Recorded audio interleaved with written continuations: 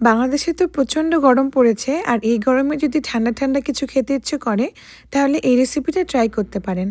এটা খেতে খুবই মজার হয়, আর আপনার কলিজা মন প্রাণ সব ঠান্ডা হয়ে যাবে।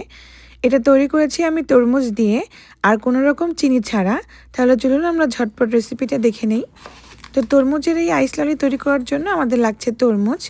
আমি এরকম একটা তরমুজের 4 ভাগের 1 ভাগ নিয়েছি, আর এটাকে এভাবে কেটে নিচ্ছি। চেষ্টা করবেন একটু মিষ্টি জাতীয় তরমুজ দিয়ে করতে, এতে করে অনেক বেশি মজা হয়। আর আমার তরমুজটা মাশাআল্লাহ অনেক মিষ্টি ছিল, আর দেখুন কত সুন্দর কালারও ছিল। তো তরমুজটাকে আমি একটা ব্লেন্ডার জারের মধ্যে নিয়ে নিচ্ছি। যেহেতু এখানে আমি কোনো চিনি ব্যবহার করব না, এজন্য দিয়ে দিচ্ছি মধু। প্রায় 1 টেবিল চামচ আমি মধু দিয়ে দিলাম, সাথে অল্প একটু লবণ দিয়ে দিচ্ছি, এতে করে সুন্দর একটা ব্যালেন্স হবে।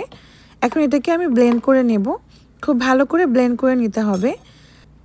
এখন এটাকে আমি একটু ছেঁকে নেব, এতে করে যে এক্সট্রা যদি কোনো দলা থাকে বা কোনো বিচি থাকে সেটা বের হয়ে যাবে। এখন অল্প একটু লেবু দিয়ে দিলাম, প্রায় এখানে 1 চা চামচ মতো হবে। এতে করে একটা সুন্দর একটা ব্যালেন্স হবে। তো এটা অবশ্যই চেষ্টা করবেন একটু লেবু দিতে, এতে করে ফ্লেভারটা অনেক ভালো আসে।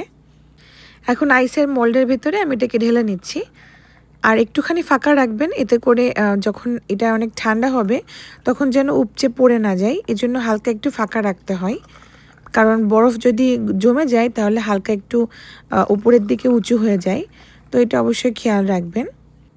তো আমার এখানে 6টা আইস ললি হয়েছে, তো অল্প একটু বেঁচে গিয়েছিল, এটা আমি এমনি খেয়ে নিয়েছি।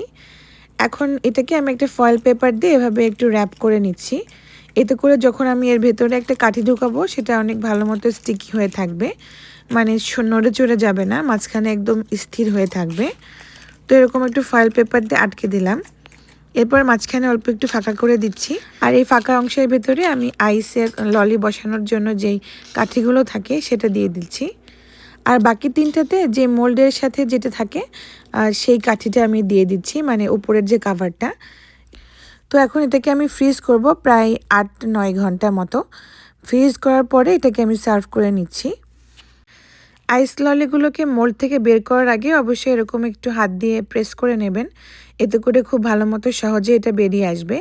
আর যদি এরকম না করতে পারেন তাহলে এখানে 30 সেকেন্ড মতো পানিতে ডিপ করে রাখবেন, এতে করে আইস ললিগুলো খুব সহজেই বেরিয়ে আসবে।